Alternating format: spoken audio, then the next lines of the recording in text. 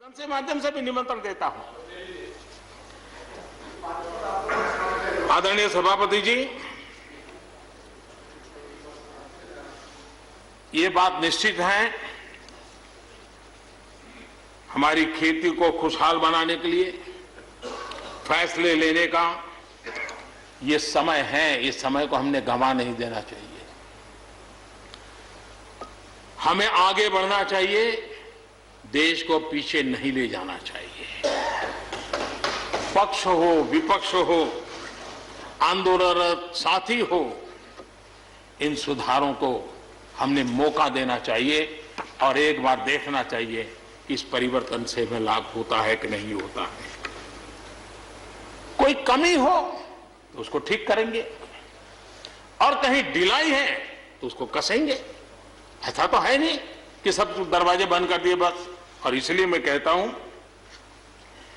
मैं विश्वास दिलाता हूं कि मंडियां अधिक आधुनिक बने, अधिक प्रतिस्पर्धी होगी। इस बार बजट में भी उसके लिए हमने प्रावधान किया है। इतना ही नहीं, एमएसपी है, एमएसपी था, एमएसपी रहेगा। इस सदन की पवित्रता समझे हम। जिन 80 करोड़ से अधिक लोगों को सस्ते में राशन दिया जाता है, वो भी कंटिन्यू रहेगा। इसलिए मेहरबानी करके भ्रम फैलाने के काम में हम न जुड़े, क्योंकि हमको देश ने एक विशिष्ट जिम्मेवारी दी है। किसानों की आय बढ़ाने के जो दूसरे उपाय हैं, उन पर भी हमें बल देने की जरूरत है। आबादी बढ़ रही है, परिवार के अंदर सदस्यों की संख्या बढ़ रही है, जमीन के टुकड़े छोटे होते जा रहे हैं। ऐसी स्थिति में हमें कुछ न कुछ ऐसा करना ही होगा ताकि किसानी पर बोझ कम हो और हमारे किसान के परिवार के लोग भी रोजी रोटी कमाने के लिए, उनके लिए हम और अवसर उपलब्ध करा सकें। इनकी तकलीफों को दूर करने के लिए हमने काम करना होगा। और मैं मानता हूं कि हम अगर देर कर देंगे, हम अगर अपने ही राजनीतिक समीकरणों में फंसे रहेंगे, तो हम किसानों को अंधकार की तरफ धकेल देंगे। कृपा करके हमें उज्जवल किसानों के उज्जवल भविष्य के लिए इससे बचना चाहिए। मैं सबसे प्रार्थना करता हूं, हमें इस बात की चिंता करनी होगी।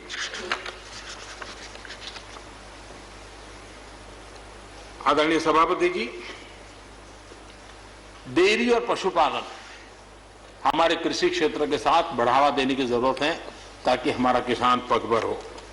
उसी प्रकार इसी काम के लिए हमने फूट एंड माउथ डिसीज के लिए एक बहुत बड़ा अभियान चलाया है ताकि वो किसान को या पशुपालक जो बाय एंड लार्ज किसानी से जुड़ा हुआ रहता है उसको भी लाभ होगा। हमने फिशरीज को भी एक अलग बल दिया, अलग मिनिस्ट्री बनाई और 20,000 करोड़ रुपए मत्स्य संपदा योजना के लिए लगाया है ताकि ये पूरे क्षेत्र को एक नया बल मिले। स्वीट रिवॉल्यूशन, भारत में बहुत संभावनाएं हैं और इसलिए भारत ने किसानों, उसके लिए बहुत जमीन की जरूरत नहीं, अपने ही खेत के कोने में वो कर दें तो भी साल में 40,000, 50,000, लाख रुपया, 2 लाख रुपया कमा लेगा वो। और इसलिए हम स्वीट रिवॉल्यूशन, शहद के लिए, हनी के लिए, उसी प्रकार से बी वैक्स, दुनिया में बी वैक्स की मांग है, भारत बी वैक्स एक्सपोर्ट कर सकता है। हमने उसके लिए एक माहौल बना और किसान के खेत में ही छोटे किसान होगा तो एक कोने में वो एक नई कमाई कर सकता है। हमने इसको जोड़ना होगा। और मधुमक्खी पालन के लिए कोई सैकड़ों एकड़ जमीन की जरूरत नहीं है, वो आराम से अपने यहां कर सकता है। सोलर पंप, सोलर हम कहते हैं अन्नदाता ऊर्जादाता बने, उसके खेत में ही वो अपने सोलार सिस्टम से ऊर्जा भी पैदा करे, सोलार पंप चलाए, अपनी पानी की आवश्यकता को पूरी करे, उसके खर्च को, बोझ को बंद करे और फसल एक लेता है तो 2 ले, 2 लेता है तो 3 ले। क्रॉप पैटर्न में बदल करना है तो बदल कर सके, उसकी दिशा में हम जा सकते हैं। और एक बात है, भारत की ताकत ऐसी समस्याओं के समाधान करने की और नए रास्ते खोजने की रही है, आगे भी खुलेंगे। लेकिन कुछ लोग हैं जो भारत अस्थिर रहे, अशांत रहे, इसे लगातार कोशिशें कर रहे हैं। हमें इन लोगों को जानना होगा। हम ये न भूलें कि पंजाब के साथ क्या हुआ। जब बंटवारा हुआ, सबसे ज्यादा भुगतना पड़ा पंजाब को। जब 84 के दंगे हुए, सबसे ज्यादा आंसू बहे पंजाब के, सबसे ज्यादा दर्दनाक घटनाओं का शिकार होना पड़ा पंजाब को। जो जम्मू कश्मीर में हुआ, निर्दोषों को मौत के घाट उतार दिया गया। जो नॉर्थ ईस्ट में होता रहा, आए दिन बम बंदूक और गोलियों का कारोबार चलता रहा। ये सारी चीजों ने देश को किसी न किसी रूप में बहुत नुकसान किया है।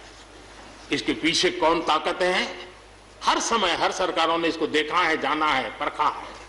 और इसलिए हमें उस जज्बे से इन सारी समस्याओं के समाधान के लिए हम तेजी से आगे बढ़े। और हम ये न भूलें कि कुछ लोग हमारे खास करके पंजाब के, खास करके सिख भाइयों के दिमाग में गलत चीजें भरने में लगे हैं। ये देश हर सिख के लिए गर्व करता है। देश के लिए क्या कुछ नहीं किया इन्होंने। उनका जितना हम आदर करें उतना कम है। गुरुओं की महान परंपरा को, मेरा भाग्य रहा है, मुझे पंजाब की रोटी खाने का अवसर मिला है। मैं जिंदगी में बहुत महत्वपूर्ण वर्ष पंजाब में बिताए हैं, इसलिए मुझे मालूम है। और इसलिए जो भाषा उनके लिए कुछ लोग बोलते हैं, उनको गुमराह करने के जो लोग प्रयास करते हैं, इससे कभी देश का भला नहीं होगा। और इसलिए हमें इन दिशा में चिंता करने की आवश्यकता है।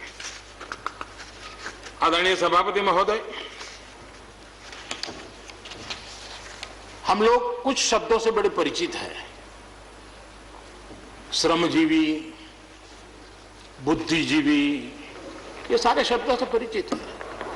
लेकिन मैं देख रहा हूं कि पिछले कुछ समय से इस देश में एक नई जमात पैदा हुई है, एक नई बिरादरी सामने आई है, और वो है आंदोलन जीवी।